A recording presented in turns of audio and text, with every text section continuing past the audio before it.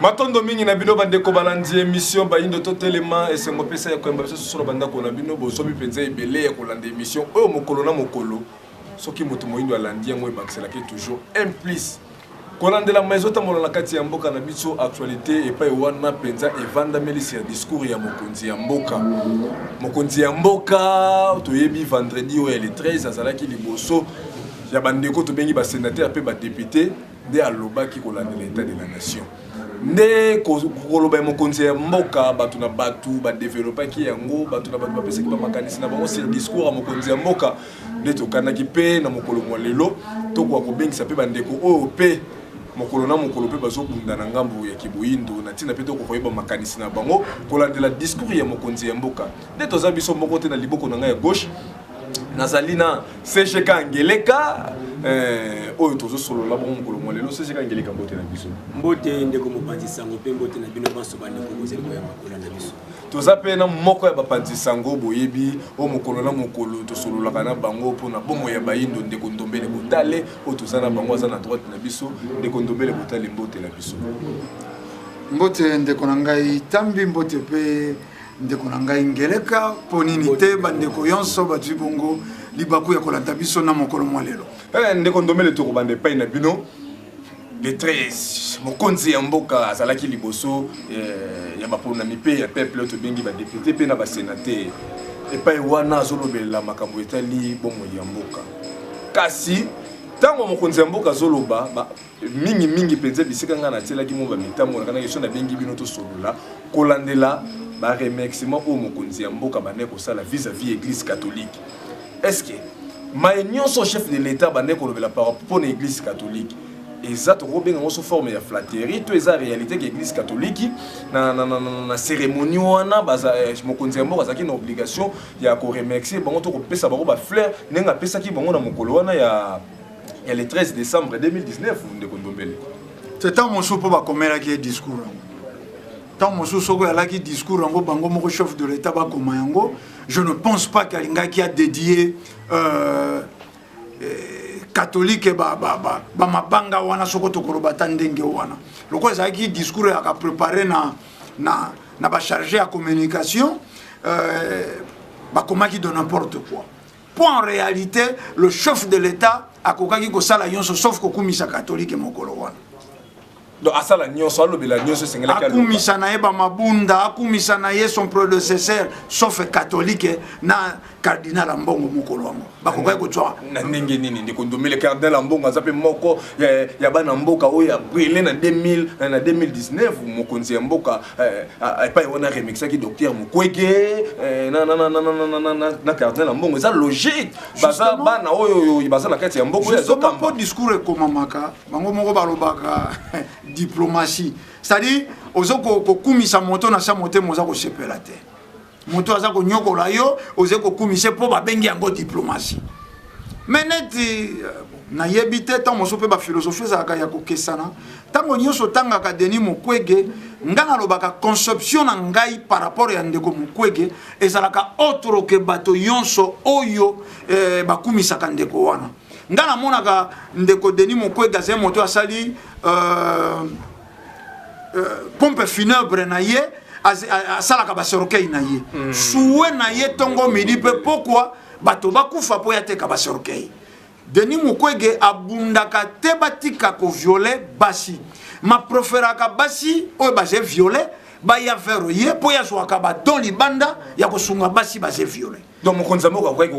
akokaki te plutôt le bana sens wana ya ko remercier Denis Mukwege bon mokonzi mboka tenda ko maki discours donc on a ko s'attaquer na mokonzi mboka te ba chargé à communication de ba monaki faut ba remercier pen de ko Mukwege ba remercier pe catholique notre chef de l'état ko remercier catholique point son frère batuna kabino ba panzi sango motuna te chef de l'état a remercié qui catholique mokolo yango na état de la nation par rapport à quoi na raisonné te tango ba chargé à communication ba zeko koma biloko na bango pour ça na bango peut intervenir ka son frère chef de l'état ça la ka mise en bouche yambo ya kotanga meza ba biloko mosuba ko bandela te tika la boy pour des raisons x to y to ambelire loko to sala boy loko catholique pas ko sala esengi basala oyo mais pour ngai bon discours chef de l'état comment maki kitoko po bato balinda lopoto nde bakomaki bato pe bayibi lopoto nde bakomaki mais ezalaki na mwa ba dérapage mosusu ya muke toloke kokumisa catholique lokola basali ya malonga na mboko. C'est regrettable. C'est regrettable. C'est cheka ngeleka de kondombele pona ye chef de l'état lobaki na malamu kasi ya mabe pe loko pe ko sala tenenga zolo belela kokumisa catholique. Bon balai komona mwana mboka cardinal ambongo epai wana mokonzi mboka tanga pesi ba fleur pa na ye mokonzi mboka lobi catholique azo ko accompagner biso na ba makambo ebele a kesu ti musika ayena MONUSCO o bino mokolo na mokolo bozolo bake MONUSCO déjà bongo il faut akende départ ya MONUSCO mais mokonzi mboka ko na discours na ye a pesi sous confiance pe actualité tout ça na lelo awa ba wuti su ko renouveler mandat ya MONUSCO a sous une année ti na décembre 2020 tango bino boyoki nyoso wana CGP tant que moko ya babundi ya batu pe bazobunda lokola ndeko ndombele mopanzi sango mais bino pe bazobunda lokubundela ba yini bela ki discours wana ngeni ya mokonzi ya mboka matondo mingi ndeko mopanzi sango pe na politike bandi bozola na biso tokosala makasi bino bolanda biso bo comprendre ce que biso tozali toza ba opposant ya pouvoir politique ya na Congo te kasi biso toza ba analyste politico religieux tozo pesa ba avis na biso par rapport à la vision spirituelle, nous avons une vision politique, il y a une situation où nous avons une nous avons tendance à l'opposition pour que nous s'opposer contre le pouvoir où en place. Nous avons un analyste politico-religieux. Nous avons un chef de l'État, nous avons une expérience makasi ya mboka oyo koleka na bokambi na avant bino bokoma na bokonzi bino IDPS o lelo pouvoir les ana parti obino boza ko yingela lelo IDPS na UNC quelque temps avant bozaki na kati opposition boyebi makambo bozaki na ona catholique ba complot boni bo formataki na catholique pour na ko destituer pouvoir ezalaki en place boyebi yango malamu il se peut que bato bozibi bonga sika ba conseiller na ba mususu ba communicateur boyebi makambo na malamu te kasi moko président de la République ba tenor ya mouvement wana ya coalition cash ba yebi makambo wana malamu Vital Kamerhe un chevronné na politique à Congo président Félix Tshisekedi na kolika na carrière ka muki osali oyo okoma pe na moi connaissance pe moi éveil ya moi makasi boyebi makambo boni bokangaki na catholique oyezaki na sens penza diabolique no ezaki na sens pena ya koluka bola mboka parce que lelo catholique ana la kiso kete aza sunga mona yote bozaki na ngambu moko tango bino bosi bokonzi ya siranger na ngambu ya mindele o bazo soutenir la muka yo kanisi na ba discours soko olympi bango opakole ba mafuta okabiji bakolinga yo bakobongo na mama kanisi kobosana te bino bato ya FC bato ya cash surtout mama Oliva tongela catholique cathédrale ya monene oyo mutu moko tatikala ko tongela ba banda catholique ya na mboka oyo mais catholique nde combattre pouvoir ya mobali ne makasi balukele na liwa ko luka kufa boye boye bake wana bazalo kola moni ndoki nde tolobaka biso ba africain ndoki soki asengi o mai opese mai ndambu na kopo akoloba mai yango muke boye lokolo ozotekela ngango so tondisele kopo aloba nini mai yango ozokinela ngango mpona sana ngo nini ndoki andimaka te catholique akotikela kondima bino te ata mokolo moko d'autant plus que position na ye eza position ya bakonzi na ye Vatican na mindele o bapesaka bango bokonzi pe pouvoir nani bakoki bazalaka nango bo s'attendre te ka kotikala kolingaka bokonzi na bino bolbaka le peuple d'abord surtout que outi na libala to bokani ya malonga na mutu aza ennemi na bango o babengaka ennemi abominable na bango to bengi ancien président Joseph Kabila tant que bino bozaka na ye na libala catholique akolingaka bino ata mokolo moko te botika na bino kolikisa tango ya koflatter bango ya kopakola mafuta soki bokolo balikambo ya MONUSCO ezaka likambo ndoki toloba awa ndoki akotika na kobongwa na kate bosala na rétrospection MONUSCO yaka na Congo ndenge nini Congo na biso agressé par l'Ouganda et le Rwanda bakosi ba simulacre ya rébellion simulacre na bien simulacre ya rébellion MLC baluki mwana mboka moko jape bemba tele maliboso RCD barubero tendance electro Rwanda baluki bazedi ngoma na so batele maliboso na ba tambwe mwamba boyebi malamu musée a décrié agression ne peut pas un prétexte à koya baye koloba nini que tu observes ce que les agressions. Boy bandenge ba yelaka. Siko tilelo oyo. To sala makasi na diplomatie to luka ba changer ta mandé za la observation te ba kota na bitumba. Ba lo baba kisi komi Monisco, le Monique komi Monisco. Maintien de la paix, stabilisation. Ba ko accompagner FARDC. To zo mona makambo ba sala. Ata bol ba ko le bango mafuta ndenge nini. Ba ko changer position te baza na ligne o ba yelaki baza na mission. Oyo exactement makambo bino bozolo ba na obino boluka ke. Un jour, bako bongwana, bako lingabino, bako sungabino, bako tikala ko sungabino te. Bako tikala ko sungabino te CGK ngeleka, to tele melana nwana. Ndeko ndombele, eloko moko CGK ngeleka uti ko pindola awa ya mona mboka zolo bake baza na ligne de conduite na bango ya Vatican. Mutu na siko ezali. Est-ce que ti ndeko mos nani cardinal mbongo zolo bake po mboka et décoller to mboka etambola malamu. Et c'est na président Félix Tshisekedi akoka ko kabwana na mwana mboka Kabila Kabangi. Est-ce que ko kabwana na batwana et c'est ngi pe ba sali ya nzambe ba appuyer yango to catholique azana ba agenda caché na ye yango azosenga ke batwana mibale ba ko kabwana. Pe soki ba kaboni ba conséquence pas la population oyo catholique mokolo na mokolo bundela ka o pe président Chilombo ba zo bundela na président Kabila pa zo bundela mokolo na mokolo. Ba conséquence vraiment ko zala ndenge nini après avoir bango basali ya nzambe cardinal ya mbongo ndenga zo senga ke sengaki mokonzi ya mboka ko kabona na o atikeleke ki mokonzi ngana lobaka ndeko tambi bozwaka pe mosala etaba pandisango ya ko dénonçaka makambo e bozaye ko maîtriser c'est-à-dire quoi catholique ou ta la nuit de temps yé moto faciliter l'esclavagisme mayelo poso pemba yaki nango basali ba missionnaire na bango ba on man uniforme on ma mission pour lelo ezet de formation moko etikala na cerveau ya bato soko balobi missionnaire mosali na nzambe te balaki ba criminel ba ki ba condamné à mort nde ba yaki na mission soko bo réussir Paris esika bokei ko zuba ba indo ba pene na bino e komi bani nde wana catholique a facilité esclavagisme lelo esika oyo to komi lokola président sortant mais nde kongeleka uti ko lobango tout à l'heure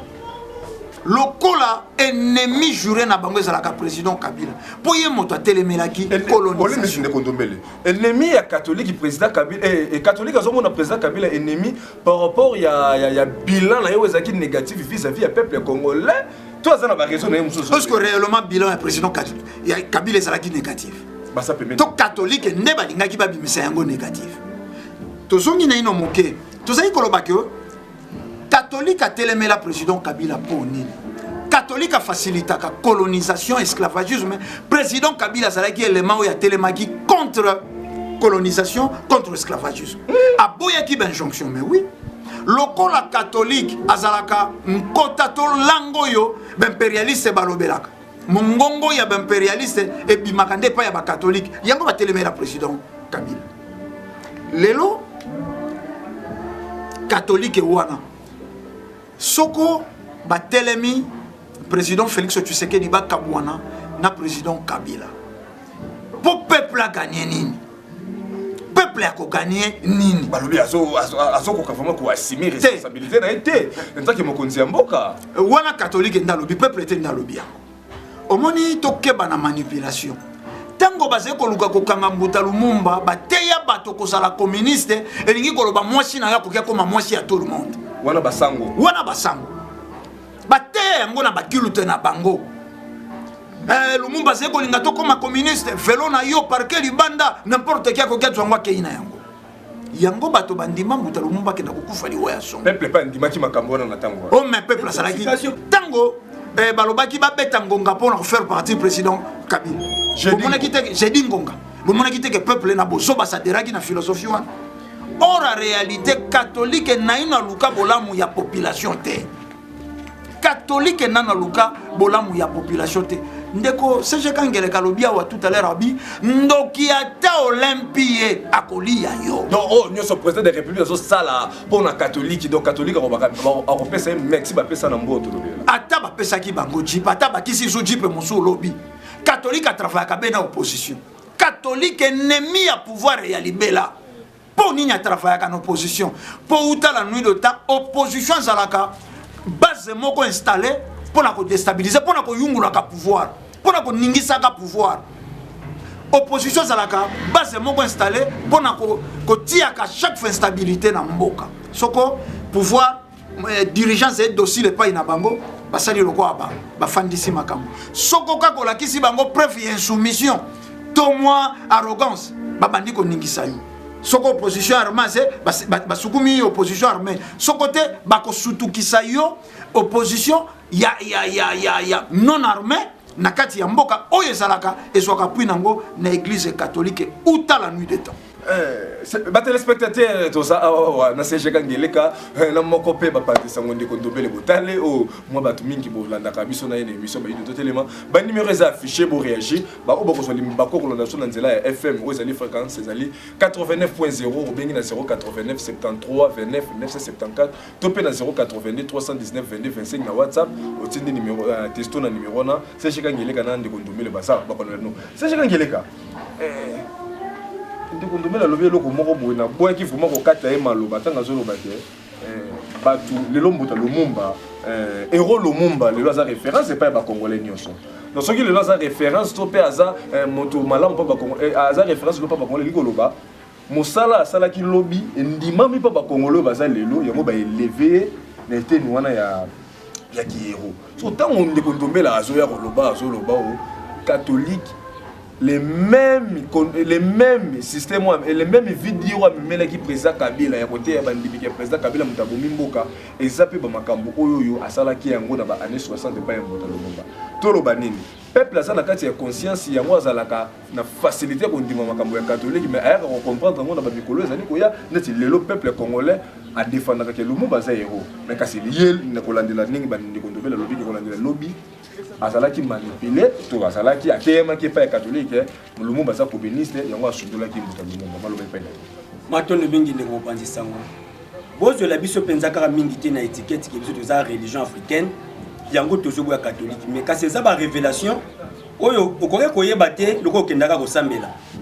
okoko yeba te soko tala kaka TV5 ko tala kaka France 24 na ba média wana oza parrainé et pas ba colonisateur to ba financer ya œuvre continuatrice ya colonisation to ko yebisa bino boye catholique eza nini lingomba wana catholique mundele po aya awa na forme ya esclavagisme na colonisation eloko liboso munduki na liboso zaki évangile lingomba osalaki évangile po ekomisa biso ba esclave ya mindele za lingomba catholique tango mindele wana ba comprendre ki bon si to tiete ba tumundo makasi ba comprendre makamto zaki na mpe ba lati yango biso to ko se retirer kaka bango ba osani ba banomi kanga nde batiki bande ko na biso ba malula ba echau ba mosengo lelo ba mbongo baza lokola ba continuateur ya œuvre wana ba missionnaire blanc bazalaka nango ya kokomisa mutu mundu zoba ya kondima liwana ye kondima bakange chaîne alobi ke soko keiba kange chaîne bongo ndo kelola oh ne kondomé quand vous voyez esclavagisme donc on va t'expliquer ningeni ne c'est que école les alaka te catholique ya atongi école tena ba hôpitaux tango zolo bakaya ko continuer œuvre ya konyo la batu de batu lelo ba mona ke école établissement ba moni bâtiment école les établissements te ya bâtiment te école les a éducation ni bazo pesa na kati ya école oyo mise en place par les catholiques l'église catholique ba ki éducation ni ba komisa yo o bango balingi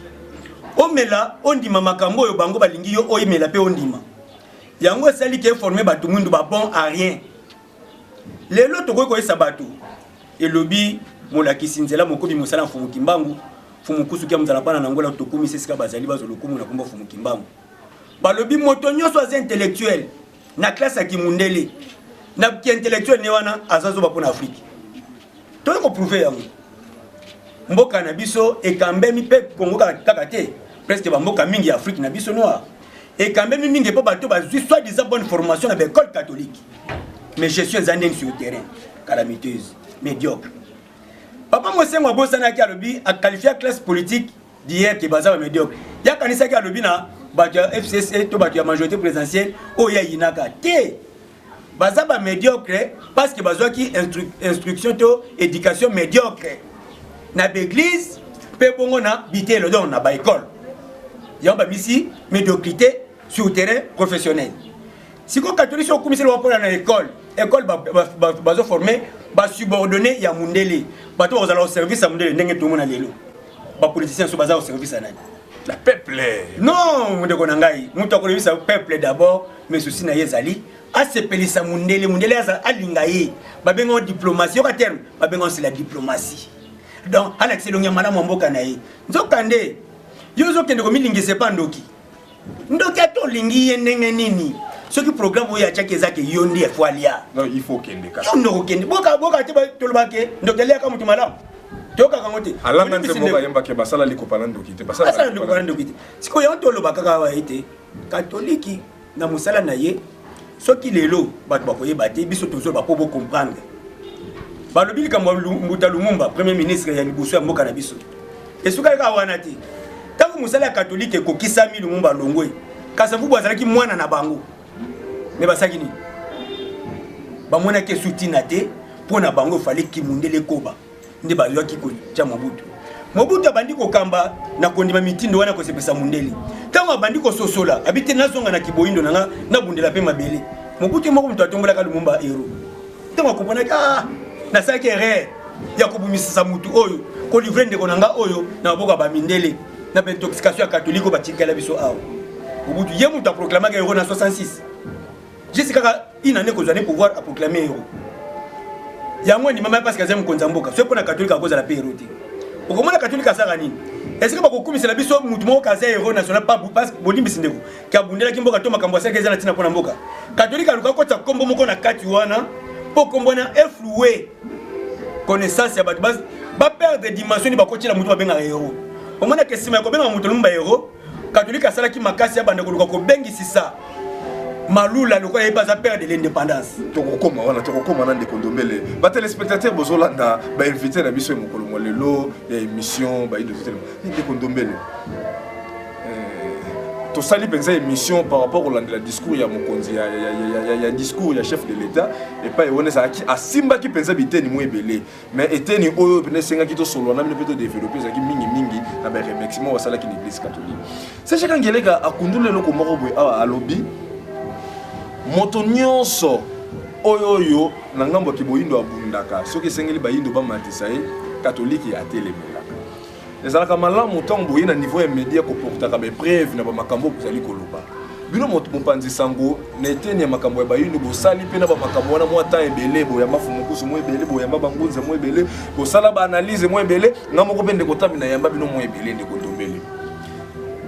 lokola bande ko bino bozo traiter bango lelo bazo maîtriser histoire te soki boki ko talisa bande na ngambo ya bayindo banani baya batelema pona kobunda pona bolamu ya bayindo pe catholique atami sato atamine oyo ye a participer na liwala bango direct po ta bomisi sabato wana po ta yili sabato wana pa peuple po to bozo to baka ke catholique boye bozo soka na Mbuta Lumumba soki pe bamisusu bazali meka ko sosolisa na biso bande ko tozana na plateau pe na ba téléspectateurs bazo na biso na ngao ndeko tambi c'est-à-dire oze ko mona to ze ko tala moboyi ndeko mona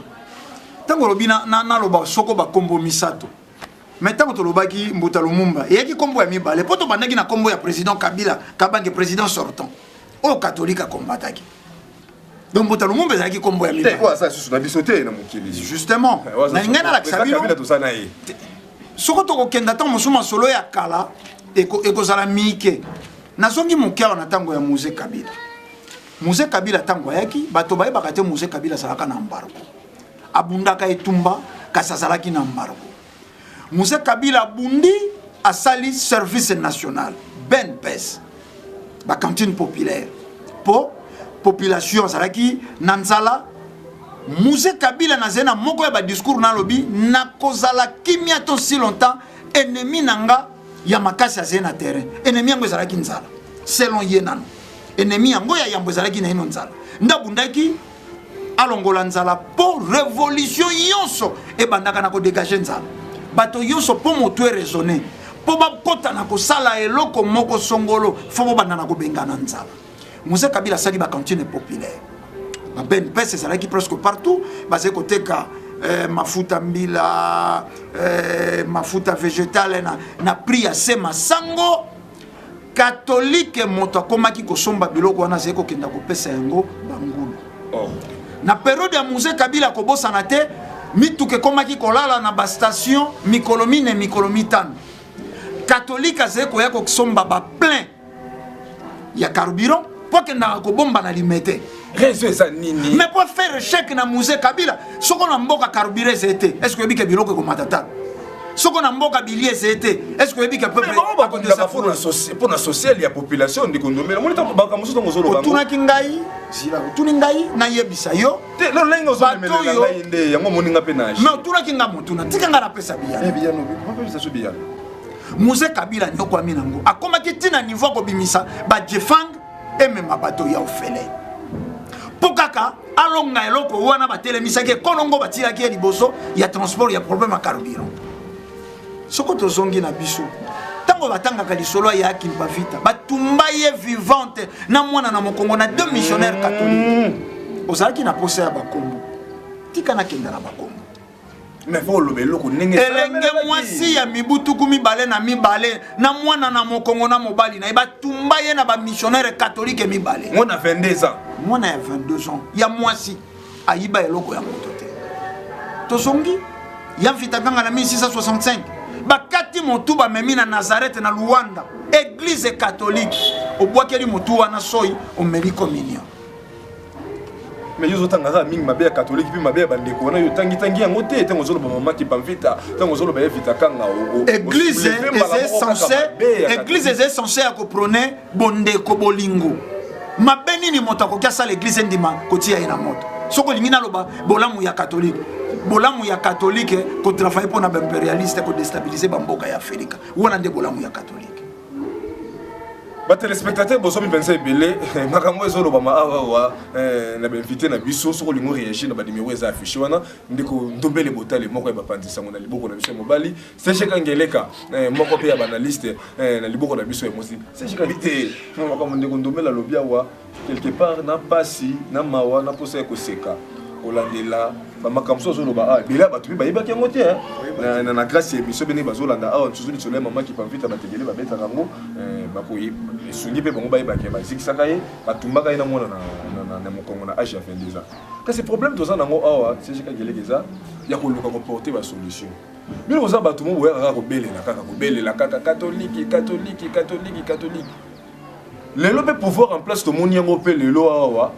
azo kende pe pisi mingi kaka na ngambo ya bato wana ndeko ndombela baki bato bazala à la base ya assassinat Mbuta Lumumba ezali église catholique mais le 17 awa kala mingi te alobi lobi awa mais c'est ko salama et pas wana bakotindikisa biloko surtout lobani bayindo kino lelo to bandimi ya catholique kino lelo bazaka na kati ya conscience to bayebi na bango mais bazosala kaka kimutema mabe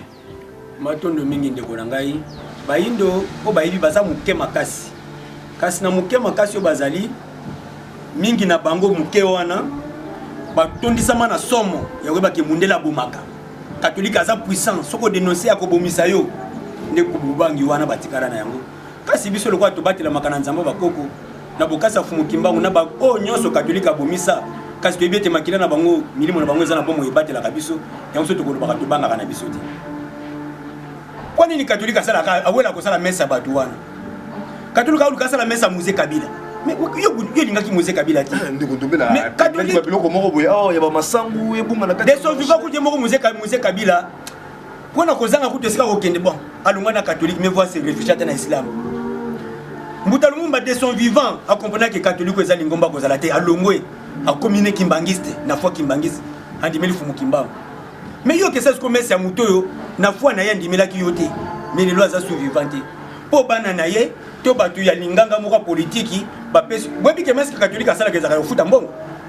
oui faut futa mbongo tu vas prendre le téléspectateur ba messi nyo so le 30 juin l'état futa catholique mbongo ato kufeli ozao za diacre na église po sango osala messi ya yo messe funéraire na bino faut ko futa mbongo ma bonza bo picha na messi wana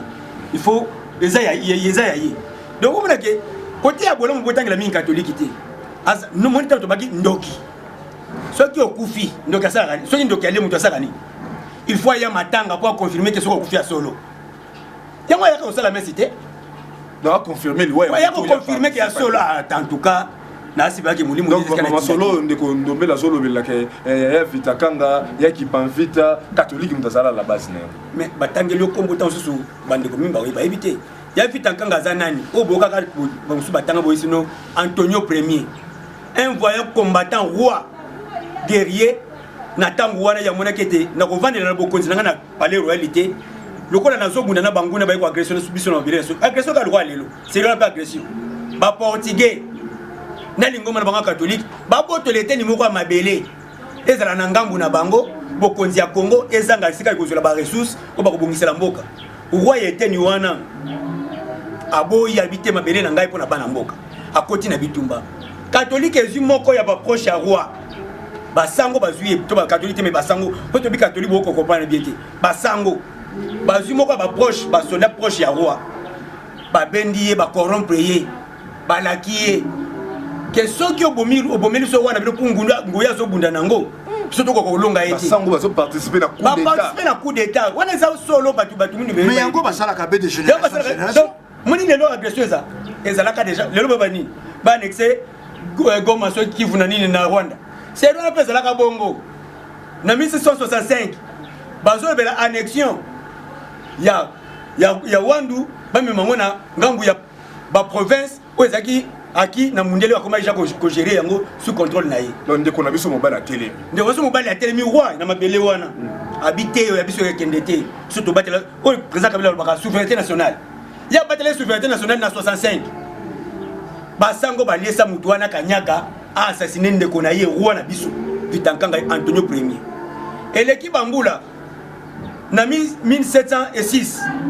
catholique esali likita babengaka ba scout bakotisi bango na terrain po bakende koluka ya kimpa vita wazaki en retraite na ba yaye bakende kolukisa esika azali le sola maman qui pa vita mutamé na fi dire c'est église catholique asali loko na bango ya ba scout pourquoi ba scout balakisa ki bango koyekola kotala zamba kotambola na zamba bake ko découvrir esika kimpa vita azali po ba livrer na maboko ya basango banani ba missionnaire banani Bernard de Galon na Laurent Delic basango de batumba batumbi pona ni po azali kote ba indo ke tozongela nzambe ya bako donc ceux qui te le disent madame au moins makabitolo ba oyo ceux qui ambongo azaki na pouvoir ndenge ba na pouvoir kalambele biso asa tumba biso mais ba ko kate ko tumba biso po tango eza tango wana te tozo limbola ndeko comme ma téléspectateur était na ba makalisi ndenge zo kanisa catholique ko bangaka asi asila aza suna ngala te nde muto asisa ka ngala politique mais za bokonza président Kabila muto asisa ngala spirituellement eza bokonzi ya fumukima unanzela papa nkusuka muzala pana nangola botu na bakoyebisa bino bango ba dirigeant politique ba bien obi papa Félix Tshisekedi président de la République papa Vital Kamerhe directeur de cabinet bino boyebi makita o bozaki na wana catholique pona kolongola président Kabila boni lelo bongo bopesa sous confiance ka l'église catholique yango d'autant plus pour comprendre que azangangu na bino te tozosongela bino seche kangeleka ndeko ndombele ba téléspectateurs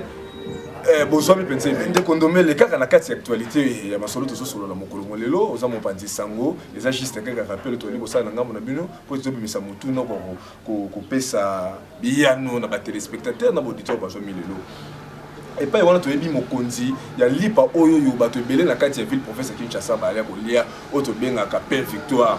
mokonzi na yango pas wana zali sanctionné par ba américain kasi to moni c'est comme si l'état na biso andimi makabo ba américain ameki pe ko meka pe ko sanctionner bango sikoyo tozo banga lobby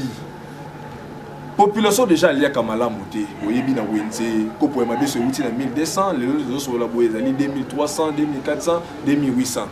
basaki ya loso et uti soki na ba 30 quelques mille lelo comme na 50 000 na moi lipa ngo population liaka tango l'état lelo a tami na sima ya ba américain pour ba américain bazo ko condamner ndeko na ba biki bango bazali ba to ba financer ba mingi ba terroriste na kati ya mokili est-ce que l'état a sali loko moko ya malamu pona ko bundisa ki terroriste na mobele na biso to akoyi na kati ya mutambu ya ba américain o mokolo na mokolo bazalaka na kita na ba terroriste wana balobe pa na bende ndeko nanga tambi eza na mobeko moko te oyo kouta libanda eke ba dirigeant na biso ba exécuter to monango na sens positif non ezate ezena mobeko te mais na lobby mais to talaka pe to monaka ngai na regrettaka tango na monaka opposition beti maboko pour États-Unis a sanctionné la mère Mende ba sanctionné soko Emmanuel Chadari, Henri Mova, ngana okaka motema pasi. Noka motema pasi. Bush aboma président ya bato Saddam Hussein. Bakei bakangi na Irak. Nazalaka na reçu ya moto moko membre ya FBI ya démissionnant. Alobi tango toze ko solola na Saddam Hussein na regretter pourquoi na kendeki na mission ko luka ko kanga na Irak. Mais ko comprendre que il est 10 fois plus bon que Bush. Wana directeur ya FBI tango ze ko sala mokanda na ya démission. Bake ko pendre Saddam Hussein batikala ko mona arme à destruction massive. Tina lelo Irak lelo jungle et tumbesi la kalisute. Tokeina lisolo ya Kadhafi. Babomi président Kadhafi poni. Po lingaka sala banque ya Union africaine. Po lingaka sala satellite ya communication ya Afrique. Communication ya ba dirigeant africain ezala lisusu contrôler te na ba impérialiste. Tala ndenge babomai. Autant basangana po ba beta ye ba bombe. Lelo France en tête na Sarkozy. Lelo faut ba gérer Libye pendant au moins 50 ans pour na ba bombe na bango ba beta Kadhafi. Est-ce que vous comprenez? Bongo boni instruction moko ko uta libanda okumisa yango to dirigeant mboka betele yango maboko akomisa yango panai. Mo koloni ni biso to ko s'injorer na babiloko wana. Et si kanini ba dirigeant ya Felika basanganaki baloba Bush lokolo pendre président ya Irak biso to ko sanctionner. Te tolongola nano 2 poids 2 mesures. Tolongola na ino mokili wana ya maître na esclave. Telelo Mondele a kontaka biso lokola ba esclave. Yango na première mobeko yaki esclave soko yena ndako na opesa etija cigarette. Ata soko bomelaka ba soso sambo tango kendaka pa ina ye. Yango mona ka soko Macron ko ya na Côte d'Ivoire. Sécurité d'abord na ebité tout ça la inane awa le 20 décembre o biso to kendaka na ambassade ya Belgique ko réclamer souveraineté na biso. Bon monaka tango to komi na ambassade bota la sécurité ya mboka na biso oyo yei ko telemela biso. Ambassade ya Belgique mais sécurité o biso to kutana nango bandeko yo balandaki belema ba monaka ndenge nini ba jupe ya la police ezeko kita. Mais bota la tango bokechwa ke na ambassade ya République démocratique ya Congo na Belgique. Akitisi drapeau ya RDC, akati atumbi, amatisi drapeau ya Zaïre. Ata sécurité te, ezeko la kisani. Po ya bato wana, tola la tola muka. Tobi mamandefu, tobi masuki ya pembe. Tozeba makaka. Donc nyonso zo uta na ngambo na bango ndiko ndobeto ba soka ba dirigeant so ba ndimi ngo za kufa. Omoni baso courage à sanctionner la mère men. Baso courage à sanctionner soko Chadari, Corneille Nanga. Po ba jubiso ba makaka. Na vrai sens du mot États-Unis zenani. Et pas ina biso. Pas trop mokilité. Pas trop mokili par rapport à quoi? Grande puissance. Ba sala ka nini pour ya peuple congolais. Te soko zeko zo yango bongo États-Unis grande puissance, États-Unis patron ya mokili. Ba ke na kopesa ordre na Chine. Ti le droit de l'homme était na Chine. Ba ke na ko sanctionner ba dirigeant chinois. Ndeko Ndombele ba téléspectateurs ont belé ba numéro est affiché ba o ba recevoir libre ko na solo nzela FM o ezali 89.0 ba ko benga biso na numéro ya WhatsApp otindi testo Ndeko Ndombele botala zawa c'est chika ngeleka zawa kwa no labino na 082 319 22 27 c'est chika ngeleka ba sanction yaki wana to yebi ke Ndeko na biso la même des aka sanctionner ba chada mais lelo ba meki ko longola yango ndamu na ndamu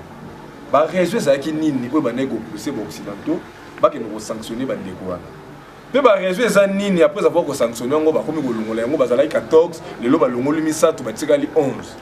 pe pona nini zo senga ka ba dirigeant na so bazala ba réseau za pesa nini ba mindele bazo sala toujours kaka na base ya ba sanction ya ba mini ya ba continue biso et non biso mokolo moko te to sala ta effort ningi Ndeko Ndombele lobia wa ba dirigeant africain ba sangana c'est qui sinangai ba sangana ba sanctionner Sarkozy ba sangana ba sanctionner nani George Bush mais pour na bango komona ke balali balamuki mbamo ba jeu décision ba sanctionner des poids des mesures wana uti na ba raison peut ça nini c'est je vais dire raison liboso ezali église ka okenda okota raison mi baleza classe ka ba tout le monde église nenge nini we saba makabuke mende ba sanctionner ye eza nani ba sanctionner église ensemble la wapi on eza makamba frotter on eza politique lokolo sambela kana lingombo bango bayana ngo pona bango yo za mwana bango baba tata lokolo tanga classe bango ba kotisa bino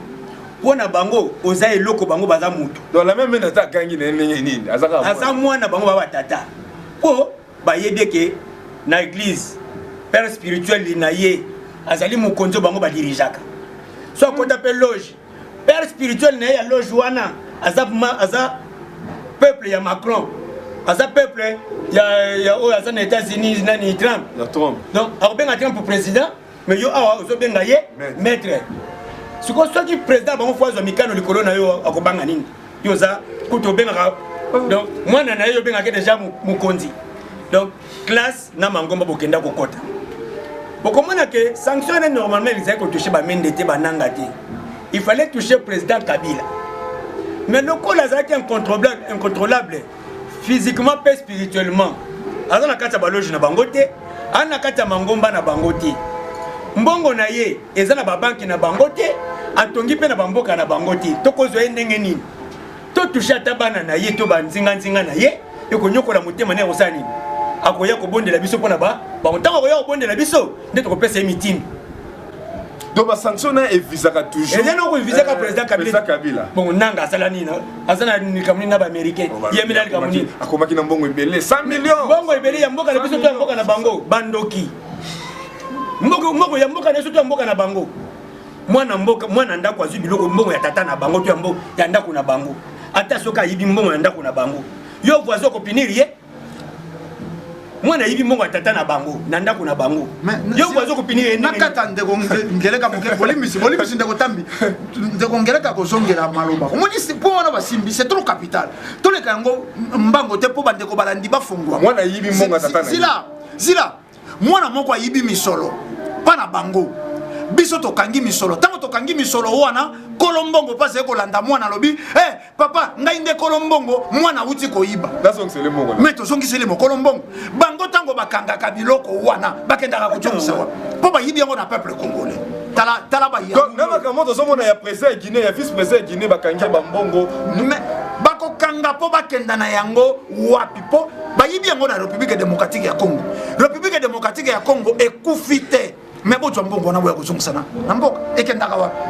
maloba mboka tika to pesa sous révélation moko te bike minute comme na suka tozo chiter tozo pesa révélation moko so comme les deux mindele bazo s'accrocher makasi na divorce ya FCC cash ezaka ketu wana likundu mutema likundu ya bomengo président Kabila kokozana na yango pona biso eza normal aza mwana mboka mbongo ya mboka na ye kasi balobi nini ti président Félix Tshisekedi azo tambula na diplomatie soit disant ko luka ko defa mbongo po esunga ye na mboka babini soko livrer biso ye lokola aza na mbongo ebele tokobotole mbongo aza nango mpo ndambu nango tosala nini topesa yo tala bato wana c'est chacun qui a touché dans cette émission un condombele téléphone qui t'a kolandela ba téléspectateurs ne bazo la biso mais eza mutuna ya suka poto to kabwana émission mokolo lelo président Kabila azo symboliser nini pona mboka Congo to pe pona religion africaine et belé ba téléspectateurs balandi biso bamoni ke oui na ndenge bo expliquer bamoni ke président Kabila effectivement a bundelaki bon somi oyo mbota lumumba la kaka ope Moïse Kabila bundelaki pona ba ino zo représenter nani pe pona religion africaine eza na bokamba bien fumu kusu président Kabila zo représenter na sepeli po botuli motuna pe bopesi yana yano na ndenge ni bopesi yana po bolobi aze ko symboliser bon somi aze élément ya indépendance ya bonsomi ya ba congolais pe ya ba indo mais na lobi esika to uti nanya kokaki ko refouler ambassadeur à l'Union européenne esika to uti nanya kokaki ko kenda ko revoir makambo ekangama na époque coloniale révision ya code minier soko président Kabila te ndeko ngeleka suki sele esika moko a lobi 18 ans ya président Kabila même pas un franc même pas un centime na ba banque na bango ba se ko bela kizunguzungu ba mesana soko président dirigé Fokima epai na bango bakanga misolo bakanga ba minere bakanga o nyoso ko kena ngolo ko abomengo ya président Kabila ata infronté nyoso na kinga kati basé ko ka motema sopiso na lobby basé ko ka motema sopiso Macron ko konda se ko konda akosila se ko sila. Donc on a fait prophétie ne laquelle mais na lobby président Kabila lembo ya bon somi 4 ans président amine président ya prophétie thème sécurité ne zena mokila molimo pa ya fumuki mbangu soka zalaki ndengo na te tango catholique assemblée ki na se samangwanda mutaka tango mosusu yaki tango bajwa lokola bakokaki ko joyete se ka batemi na fumuki mbangu se ka batemi na fumuki mbangu ba téléspectateur c'est Ngeleka to bele mipena na suka ya émission président Kabila moi na moi lombangu et belé le peuple congolais ba yeba kaye mutu azalaka la pour politicien ba yeba ki mais peuple yeba kité ne ba politicien ba no ko ko sa peuple mutamaitaka dollar za président Kabila atiki biso na 60 lelo et na 160 lelo comme na 170 ni no kotali ça na peuple congolais on a qui manipuler à 100% pour na ko yidisi ça président Kabila ti na niveau balo ba na dollar ti ndenge mataka za ka volonté na yeme lelo tant to komi lelo na époque ya président c'est que tout moni réalité za mususu na moi ce période de chité déjà matondo mingi ndeko bopanzisa ngo bande ko bolanda biso na ebike opinion na biso ko bana na mingi na obinote obino boza mingi nanu na mafuto bapakole bino ezano mwa mingi esenga savon pena makasi ko mafuta ne longa mwa mingi président Kabila lokola diable obino boyebaka cause misère à Congo bino boyebaka kasi tout lobi aza symbole d'indépendance ya souveraineté nationale ya Congo pe ya Afrique mobimba bona nini boyeba yango malamu et le baba nkumu ebele mbo ya Afrique na biso ba Samora Machel baloba yango ba sekuturu balobango soki bomonika mundela komiko ina dirigeant na bino boyebaka ke dirigeant na zande malamu pona bino bosengeli ko yeba ngo malamu to comme nesika oyo bandeko na ngai boni soki mundele azalaki malamu ba opposant de baseki bato mitema malamu opposant na pouvoir kaka mindele baseni babo yesu opposant mais to sono pas comprendre que passe na biso otaki na président Kabila ti ezaka entretenu quelque part na injonction mabe ba pression mabe ko ezonyo ko la asphyxie économie ezonyo ko la homme politique congolais à travers la liberté té